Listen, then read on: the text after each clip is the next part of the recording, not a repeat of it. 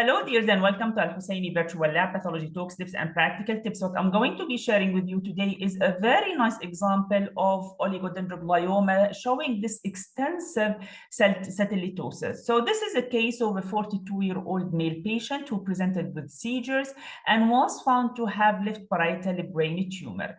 And as you can see here from the low power magnification, this is the cortex, and the cortex is very busy. An important tip here is that patients presenting with seizures will almost always have the cortex involved, because this is where the neurons are present, and this is where the neurons will be triggered by the infiltrating tumor. Now, as you can see, the cortex is very busy, the cellularity is very much increased, and also we have some increase in the vasculature in the cortex. And this is also very common whenever we have any process, including tumors that infiltrate into the cortex. What happens is that the vessels of the fine vessels of the cortex, they become more apparent, more clear, and this is why it should not be confused with the chicken wire pattern that we see in oligodendroglioma.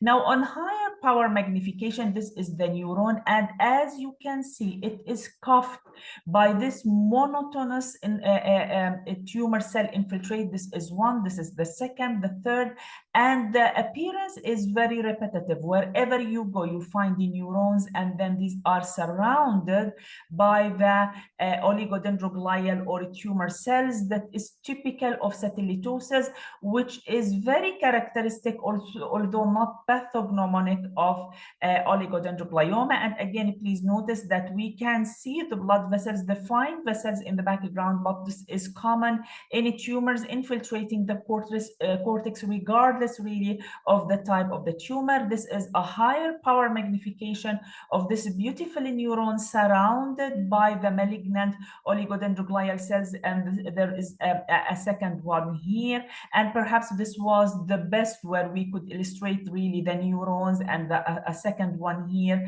and then surrounded, cuffed by, roseted by the malignant oligodendroglial cells. Now, moving into the white matter, as you can see here, there is increased cellularity, and this is caused by infiltration by more or less monotonous cells. This is more cellular, more densely cellular, deep down in the white matter. But again, very important note is that the cells in general lack pleomorphism. They are usually rounded with the fine chromatin, small inconspicuous nucleolus. Now, in this particular case, actually, the chicken wire appearance of the typical oligodendroglioma was not clearly seen. Remember that this is when we see the vessels mostly in the white matter rather than in the cortex, causing some sort of compartment formation in between the tumor cells. The other thing that is of note is, although we have some tendency at fried egg appearance formation where we have a clear halo around the tumor cell nucleus, but this is not the typical appearance. Perhaps more here in another focus from another area in the cortex where we have the satellitosis, again, the fine vasculature that is normally seen in the cortex, some tendency at a fried egg appearance here, for example, or here, but not the typical things that we see.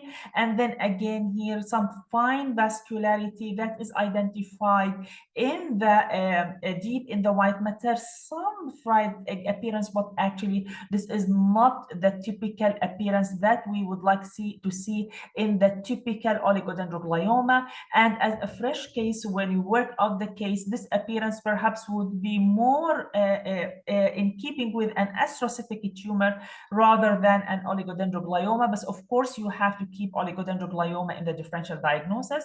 And this area, this is the pia, and this is the subial condensation of the tumor cells, just gathering or condensing underneath the pia. This is again seen in different types of infiltrating gliomas, whether oligodendroglioma or astrocytic tumors.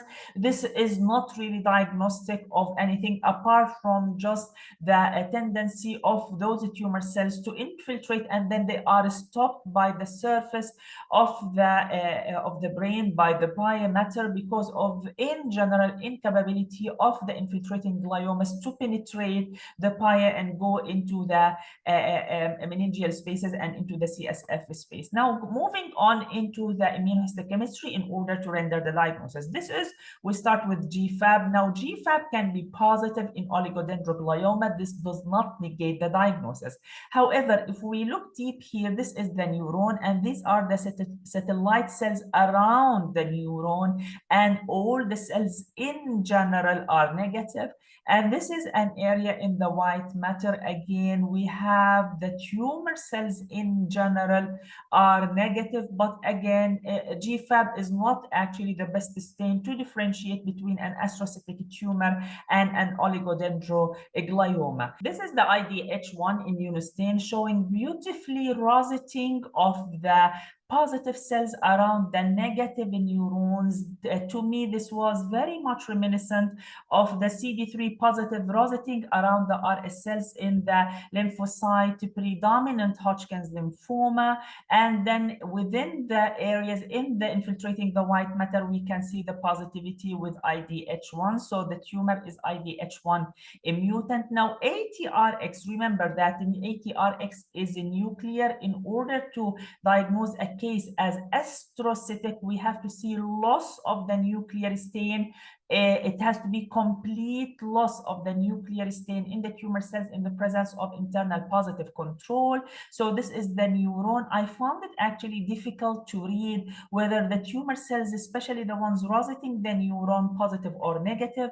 But in other areas in the tumor, the ATRX showed retained the nuclear staining in the tumor cells, which means that the tumor is not and probably is not an astrocytic tumor, and this would really raise the chances that the tumor is an oligodendroglioma. And then we have the P53 showing the mosaic staining pattern.